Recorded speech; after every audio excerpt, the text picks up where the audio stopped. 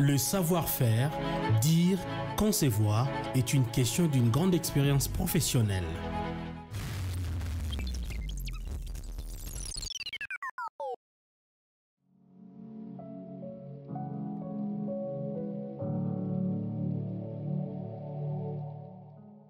Les divorces est la rupture officielle d'un mariage civil ou religieux qui liait précédemment deux personnes, bien évidemment, de deux sexes différents. Il se distingue de la séparation de fait, c'est aussi différent de la séparation des corps. À ne pas confondre les divorces, la séparation des corps avec l'annulation du mariage qui est en fait une décision de la justice civile ou religieuse qui supprime tous les effets du mariage. Les causes du divorce sont multiples depuis la nuit du temps, mais nous nous intéressons qu'aux plus fréquentes et aux plus connues. Ici, la personne commence à faire des choses répétées. Il prend son travail, son loisir plus au sérieux que son partenaire. Il est plus attentif ou attentive, non moins encore attrayant. Le problème d'argent. Ces problèmes financiers peuvent avoir le dessus du couple. Quand le mari n'arrive plus à assumer de ces côtés-là, ça peut causer un divorce. Le sexe. Ces sujets, selon nos recherches, c'est parmi les causes les plus répétées du divorce. Il y a l'incompatibilité, l'insatisfaction, les violences conjugales, la malpropreté ou le manque d'hygiène sexuelle. Et bien d'autres causes liées à certaines sociétés spécifiques. D'aucuns pensent que le divorce n'a pas des avantages. Il y a ce qu'on appelle le divorce à l'amiable, donc les deux partenaires s'entendent pour divorcer. Dans certaines causes, il y a l'incompatibilité sanguine, donc vous trouvez que les deux partenaires, vous ne pouvez pas être ensemble parce que vos groupes sanguins ne coïncident pas.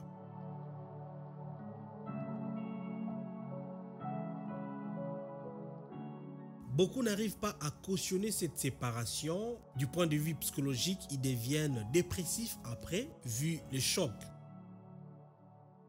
Il est difficile de ce point de vue, vu que le divorce bouleverse l'habitude de la vie, il remet en cause les fondations d'une vie de couple qui s'achève. Les enfants sont les êtres les plus vulnérables après les divorces. Ils sont à risque de connaître la pauvreté, de vivre les échecs scolaires, de s'engager à des activités sexuelles précoces et à risque même d'avoir les enfants hors mariage ou plus tard avoir des divorces répétés.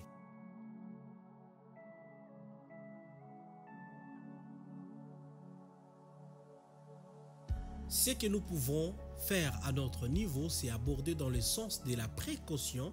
Alors, voici quelques conseils pour éviter les divorces.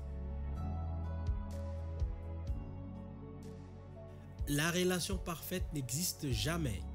Le partenaire peut s'avérer irritant, insupportable, vous aussi parfois, mais mettez à votre esprit que vous êtes des humains et que l'union doit être suffisamment satisfaisante pour être heureuse. Blâmez l'amour, pas votre partenaire. Au moment de difficulté, n'ayez pas tendance à en vouloir à votre partenaire car il ou elle ressent parfois la même chose que vous.